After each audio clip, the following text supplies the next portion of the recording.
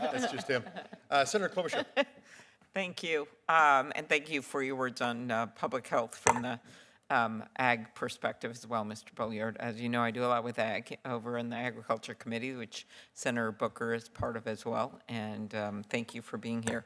I did want to take off on the healthcare question first, and thank you for your comments, Ms. Mackey. And just specifically on pharmaceuticals, as you know, we've done a lot of work in this committee with Senator Grassley and others on the pay for delay bill that he and I have long sponsored, and we've had other legislation with a number of people on this committee to stop some sham practices. But one way there's been an abuse of rules is blocking competition is listing many patents on the FDA Orange Book that shouldn't be there to deter competition. The last administration issued warning letters about this practice, leading a number of drug companies to remove patents and lower prices. The Trump administration has continued this policy.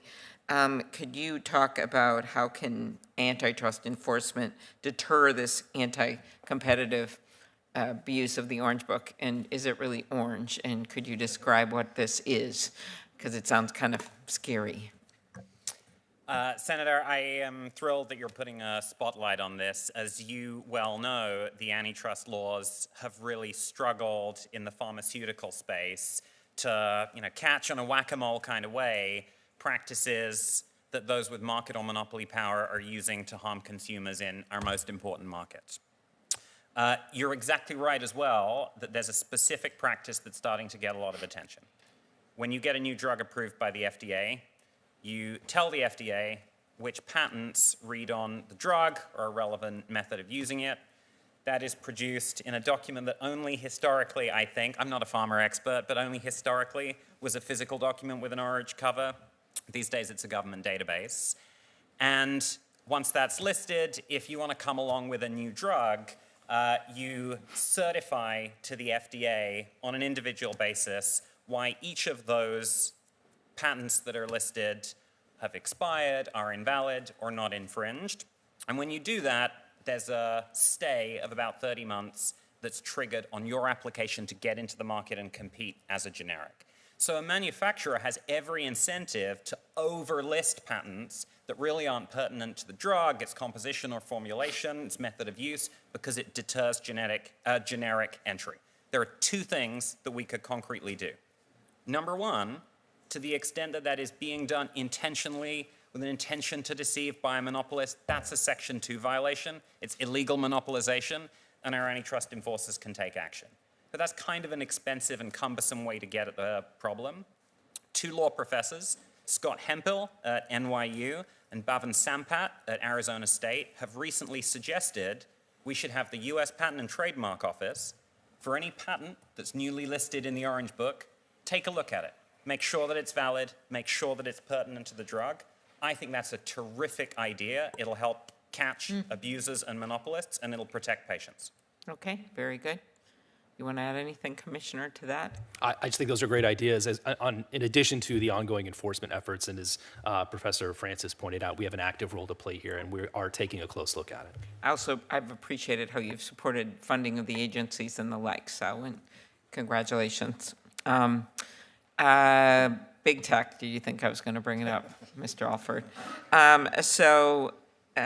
Congress, still, we have yet to enact common sense rules of the road, although Senator Lee and I worked together on the allowing state AGs, his bill, to keep the cases where they were brought, and also we've done something on merger fees that was temporarily set back, but I will say the newest budget from the administration allowed those merger fees to be charged. This is under the ongoing CR. There's a limit on them, and those merger fees, while they're collected, should be going to antitrust, as you know. So platforms have turned into their own unaccountable regulators. Apple sets the rules for app developers, including an onerous 30% private tax, the subject of a bill that Senator Blumenthal and Senator Blackburn and I and others have taken on. Amazon does the same for independent business selling products online. Google and Facebook control much of what we see online and the advertising dollars that flow from it. Ms. Mr. Alford, in your testimony, you said that the Antitrust Division's mission is to stop cartels and monopolists from exploiting their power to act as governors of their industries. I like that. That was good. What role does antitrust law play in protecting consumers, workers, small businesses from this arbitrary regulation? Thank you for the question. Just a 1-second caveat on the pharmaceutical question. On June 30th, the Department of Justice and the Federal Trade Commission is having a listening session on drug pricing pursuant to the EOs on drug pricing. Very good. To answer your question on, thank you for the legislation that Senator Lee and Senator Klobuchar sponsored with respect to the budget and the fees and the merger fees going to the Department of Justice. It's incredibly helpful, and we're very encouraged by the fact that the Trump administration budget has encouraged the payment of those merger filing fees to the DOJ. With respect to platforms and the private moats that they are creating, I think that one of the goals of monopoly abuse is to basically capture the entire universe of the market action that happens within those platforms, so that there is essentially no real freedom of mobility for consumers and no viable entry for other competitors. We are seeing that over and over again, and most of the cases that have been brought by the DOJ relate to the kind of monopoly abuse in which there are extraordinarily high barriers to entry and in which there is no meaningful choice by publishers and advertisers in either search or in ad tech. So that is what we're seeing. There is not the migration to alternatives because of the fact that they have their entire say.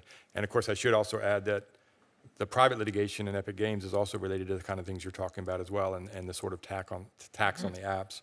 And that's also being addressed as well. So all of those kinds of litigations are addressing those concerns. Ms. Mecki, as we look at why we haven't put any rules of the road in place, one of the things is these tech-funded groups have spent loads of money. They spent hundreds and hundreds of $1 million against the bill that Senator Grassley and I introduced, and I appreciated Senator Booker supporting that bill, and that's the American Innovation and Choice Act. And it passed through this committee, but then a whole lot of lobbying took place. How do dominant companies use their power to influence the government to enact rules that protect their market position and stop us from seemingly putting any rules of the road in place?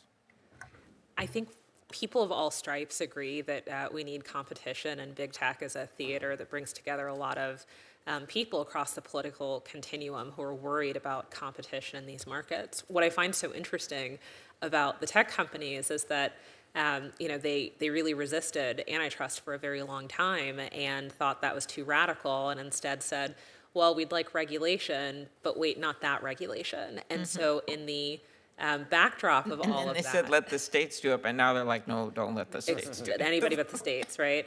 But in the backdrop of that, the agencies have been litigating big sweeping monopolization cases. Yes.